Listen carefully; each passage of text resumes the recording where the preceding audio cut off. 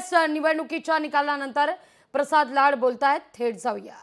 पेढी जिंकलो तर महापालिका आम्हाला मिळणारच, त्या ठाकरे ब्रँडचा पुरा धुवा उडवला आणि त्यांचा करेक्ट कार्यक्रम माझ्या माध्यमातून केला गेला आणि ठाकरे ब्रँडला 0 जागा मिळाल्या, याचा मला जास्त आनंद आहे। काल बरेचसे मेसेजेस पण व्हायरल करण्यात आले होते की उद्धव ठाकरे आणि मनसे, शिवसेना आणि मनसे यांना 21 आणि बाकीच्यांना 0 अशा जागा मिळाल्यात, अशा आशयाचे मेसेजेस व्हायरल होते। तो त्यांचा स्वभावच आहे की मुळी कुठल्याही गोष्टीचा अभ्यास करायचा नाही, सहकारातली माहिती नाही, सहकार कसा चालतोय माहीत नाही।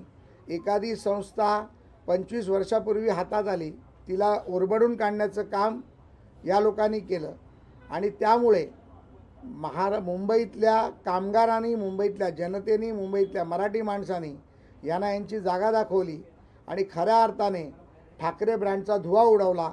आता तरी मीडियाच्या माध्यमातून, मराठी मीडियाच्या माध्यमातून ठाकरे ब्रँडचा बोलबाला बंद होणार आहे का, हा प्रश्न देखील मला आपल्याला विचारायचा आहे। सुहास सामंतांनी असं म्हटलंय की खरं तर भाजपकडे पैशांचा आणि यंत्रणेचा ओघ होता आणि यापुढे आम्ही कमी पडलो, असं त्यांनी म्हटलं। नाही, हे तर प्रत्येक वेळेला असतं। मी तर सकाळी वाट पाहत होतो की संजय राऊत काहीतरी बोलतील, पण ते बोलले नाहीत।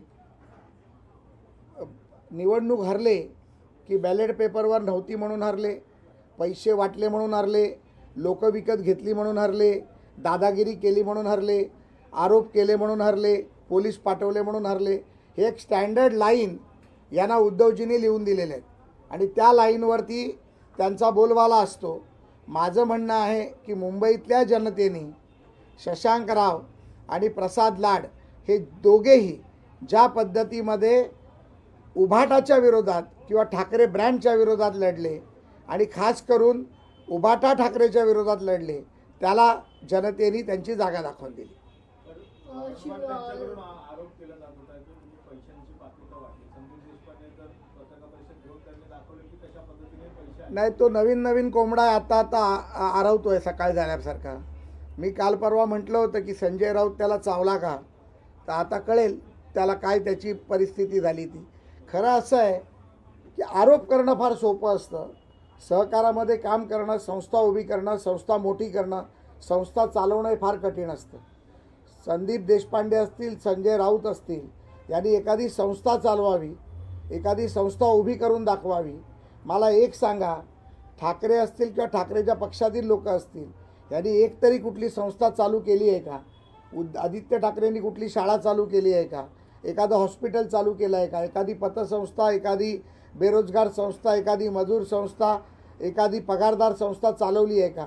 यांना फक्त आरोप करता येतात आणि या आरोपापलीकडे यांना काही करता येत नाही। बेस्ट पतपेढीमध्ये दोन्ही ठाकरे बंधूंना एकही जागा जिंकता आली नाहीये, दोन्ही ठाकरे बंधूंचा पराभव झालेला आहे। याला लिटमस टेस्ट म्हणून पाहिलं जात होतं महानगरपालिकेच्या, कसं पाहता? लिटमस टेस्टमध्ये तर आम्ही 100% जिंकलेलो आहोत।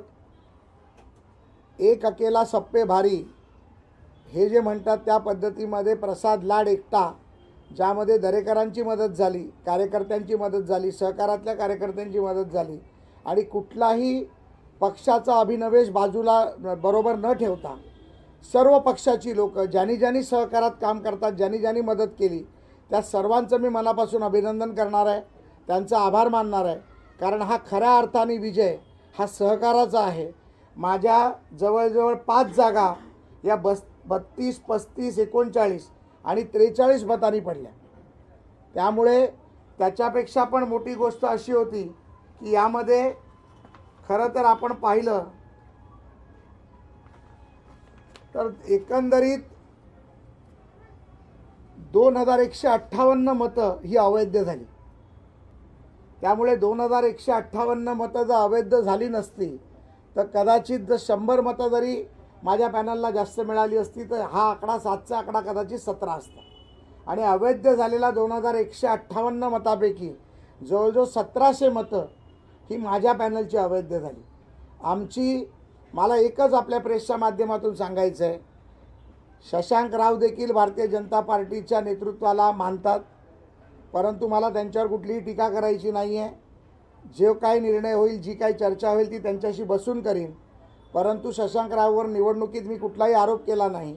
माझा टार्गेट फक्त शिवसेना होती, शिवसेनेचा भ्रष्टाचार होता, विकत घेतलेले बंगले, 6 कोटीचे बंगले 24 कोटीला घेतले, 4 कोटीचं कार्यालय 9 कोटीला घेतलं.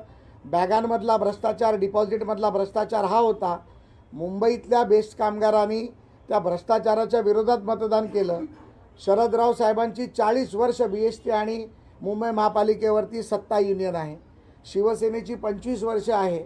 आणि प्रसाद लाड यांची श्रमिक उत्कर्ष सभा ही 1.5 वर्षात जर 7 जागा जिंकू शकते आणि कदाचित आपण दिलेल्या माहितीप्रमाणे जर 2 जागा वाढणार असतील, तर प्रसाद लाड हा 1.5 वर्षात जर 7 जिंकू शकतो, तर पुढच्या 5 वर्षानंतर निश्चितपणे 2121 जिंकू शकतो ही खात्री. एक अकेला सप्पे भारी असं म्हणत प्रसाद लाड यांनी ठाकरे बंधूंवर टीका केलेली आहे. लोकशाही मराठी ऐका, पहा, जागरूक रहा.